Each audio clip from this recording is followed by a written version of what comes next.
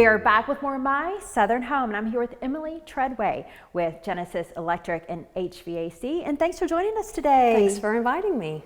So I'm really excited to talk to you today because we are in this beautiful new construction Legends home, but no matter how old or new your home is, you have to prepare for the holiday season and make sure when you're plugging in those lights in your Christmas tree, it's safe. And you're going to help us today with that. Absolutely.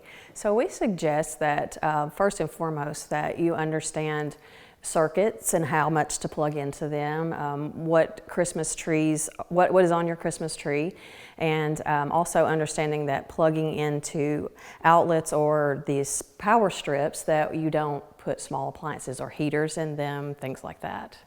So do you want a dedicated outlet for your holiday lights and another one for your Christmas tree? Yes, you want to make sure that they are on separate circuits. I mean, it's not so much a fire hazard as, you know, you might trip a breaker or something like that. But when you are plugging in multiple, you want to make sure that one power strip per outlet or per circuit so that you're not overloading that. So what are some of the fire hazards that cause destruction during the holiday season? Mostly is old lights. If you have old lights that are have frayed wiring, or they're the old lighting style, they're not LED. LED Christmas lights will put off way less heat. So when you have a real Christmas tree, that sort of situation where, you know, they dry out and then you have old lights that might have some frayed wiring, things like that, then when that heat generates, that's the main cause that we see of Christmas tree fires. Yeah, and then also putting space heaters too close to the Christmas tree. So Emily, a lot of people have had their lights for a long time, or they don't even remember when they purchased them. How do they know if they have LED lights or not? Well, there's a tag that tells you not to remove on most Christmas lights unless that has been removed, but it will have a UL listing, and on that it will tell you, you know, what amperage they pull and what kind of lights they are. But the new ones in the store should most always be LED, but they will be marked on the package. So Emily, when people are preparing and they're buying the surge protectors and they're purchasing the strips, what are some of the things that they need to make sure that those items have? Okay, so making sure that, you know, you look at the box, you know, that most of the time they do provide information, but a lot of times people don't understand what that means. So making sure that whatever you're plugging into that, on that particular item should have a mark of the amount of amps or watts that is pulling, and making sure that when you purchase those things that it's adequate, that it matches what you are trying to plug into them.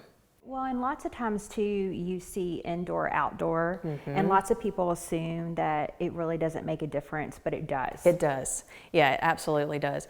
Because certain wires are rated for outdoor, certain wiring is rated for indoor, and moisture, water and electricity do not mix. So they, you know, you hear that all the time, but it really doesn't mix.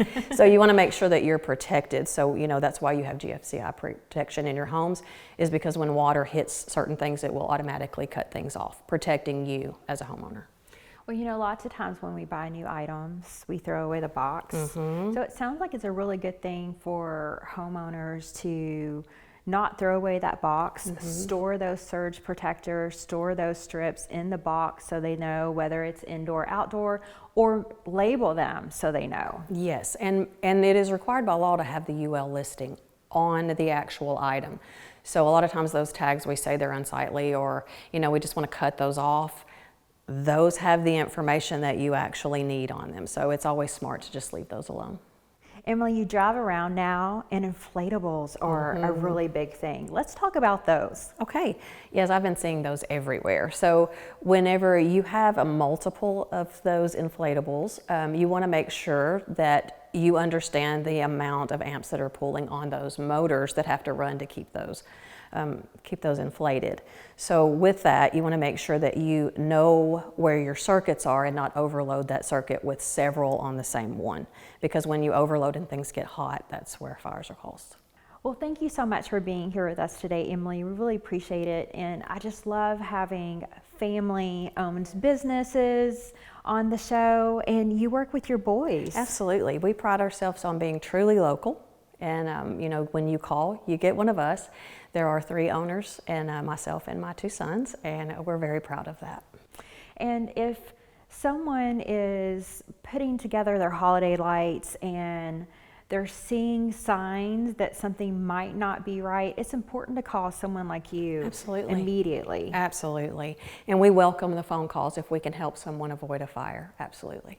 Well, thanks for joining us Yes, today. thank you so much for having me. We'll be back with more of My Southern Home in just a moment.